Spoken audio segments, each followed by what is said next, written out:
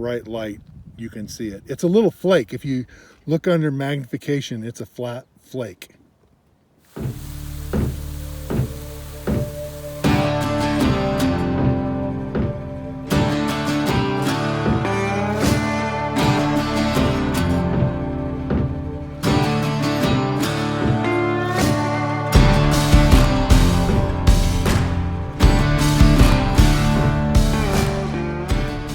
Loaded up, trailers hooked up, we're out of here.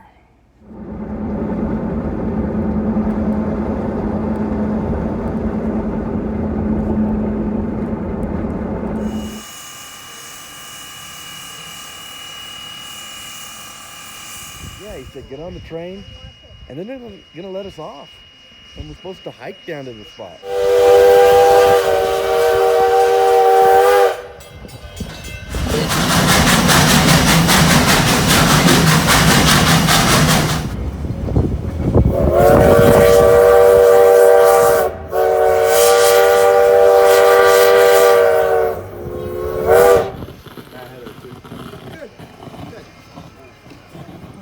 Thank you, guys. Thank you. You're welcome.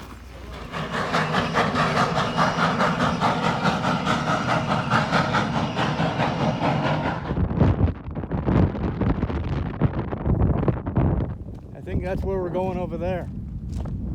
I hope it is. It's a long way back to town.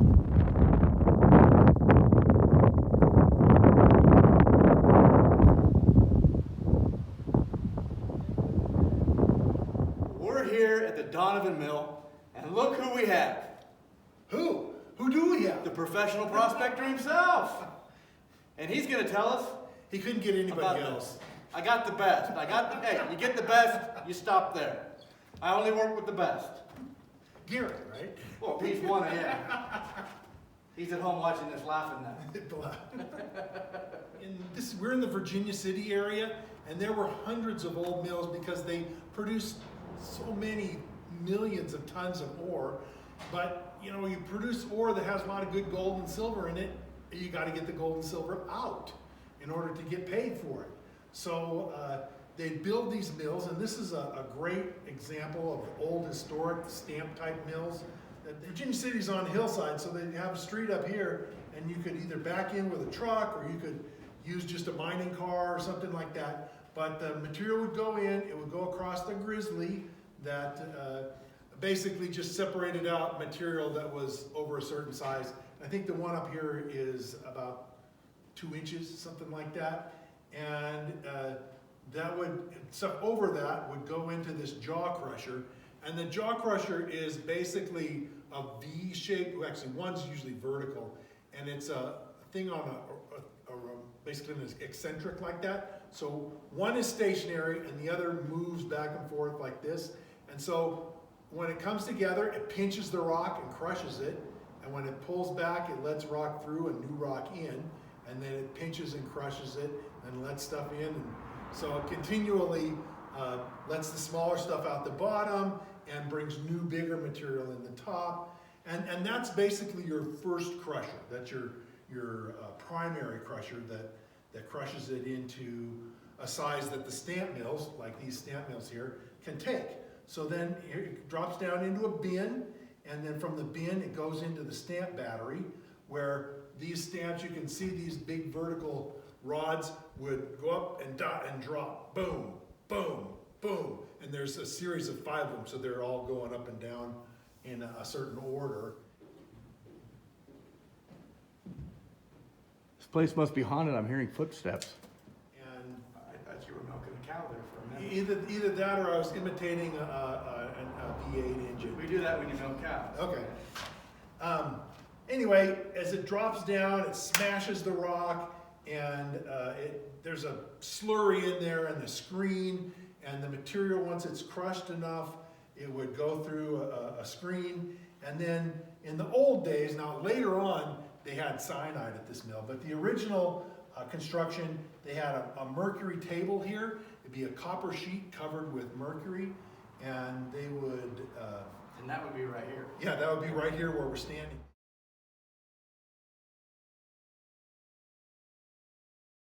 go over that sheet of copper that had mercury on the top of it.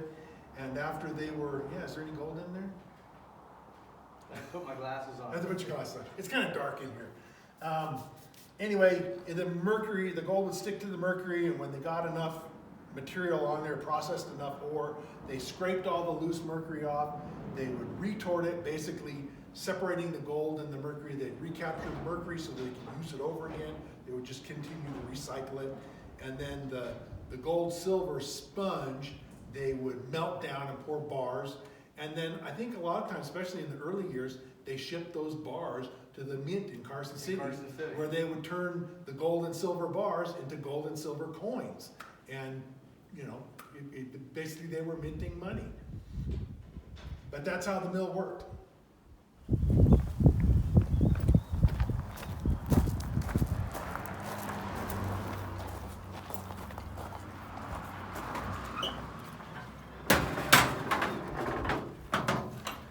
This is the crucible that they would melt the gold and silver in.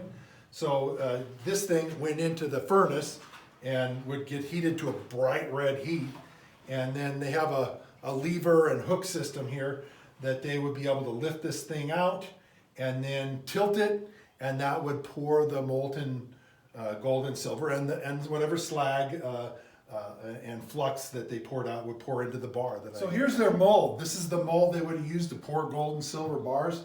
It's all rusty now. It looks like it's spent, 50 years outside in the mud. But when it was new, it would have been shiny and no rust. But they poured the hot molten gold and silver, plus the whatever slag they had from the flux that they used. And they would let it cool, and then eventually they'd flip it over and drop it, and the bar would drop out, and the metal would be on top, and the slag would be on the bottom, and the gold bar could go off to a refiner. So the original find here was, of course, the big discovery in California in '48, and the big rush of the 49ers to, find gold in California. Well, there were some people that came from the Midwest that were in so big a hurry that they got here like in early May or maybe late April, and there was still snow in the passes, and so they were stuck. I mean, they were going to go over into California, but when there's snow covering the trail, you don't want to haul your wagon train and your mules and oxen and all that kind of stuff. You're not going to get them through the snow, so they knew that they had to wait for a few weeks. And weather warms and it'll all melt. In this new working, they were making 20, 30, 50 ounces a day. And it was crazy. And long about that same afternoon that they made the discovery, this crazy guy by the name of Henry Comstock comes along and says, "Hey, me and my partner, we claimed this spring a year ago." And rather than argue with him, they decided to give shares, and so each guy got a quarter. Henry and his partner got a quarter, and the two Irishmen made the original find got a quarter each. But there was loads of gold there. Why argue? There was like more than they could believe. Now the gold was really pale, had a lot of silver in it, but it's gold.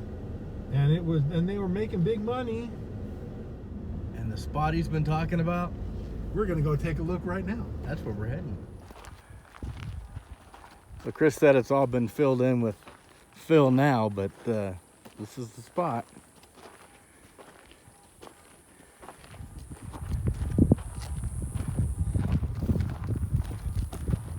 Right about here is the spot. If you look this way, this is the line of the Comstock lode, and you can actually see the pit that eventually resulted from mining this ore body.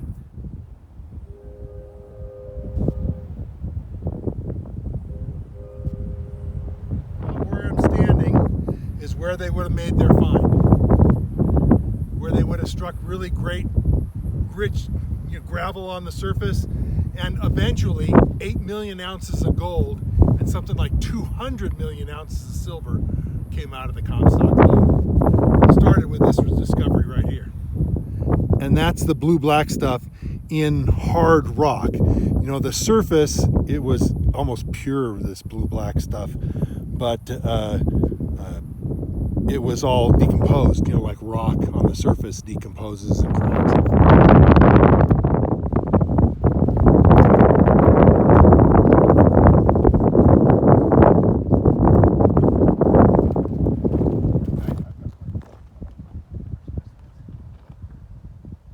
That looks goldish would be chalcopyrite. That's copper pyrites. So what's the shiny? The shiny, you know, gray, blue is a mixture of silver minerals, lead minerals, and zinc minerals with some gold. That one's got a lot in it. See that? Now, can you smell the sulfur? There you go.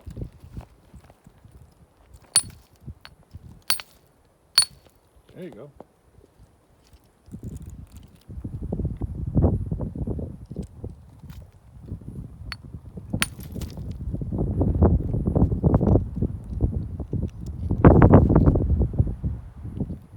That's what we're looking for?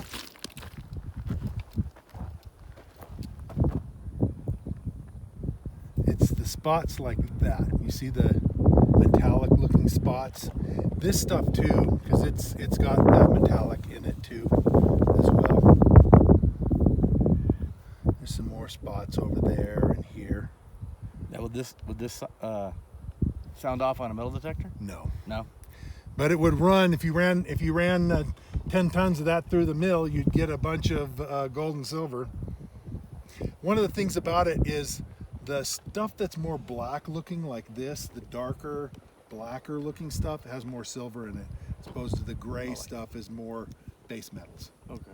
I mean, there's still silver in the base metal stuff, but there's more silver in the more blackish looking pieces. Here. Not the average grade of it is probably not that great, but there definitely are, you know, high grade specimens in there. What would you, if you had 100 pounds of that, the better looking stuff, Right. and you were to crush it, what would you Right. think you would get out of it? The crushed stuff, it probably runs about a half an ounce a ton.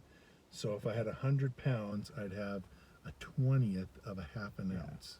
So half of a 20th would be like a 40th of an ounce. So a little less than a gram. So Yeah. maybe 3/4 of a gram, something like that. That wouldn't be bad. That's not bad. Not bad.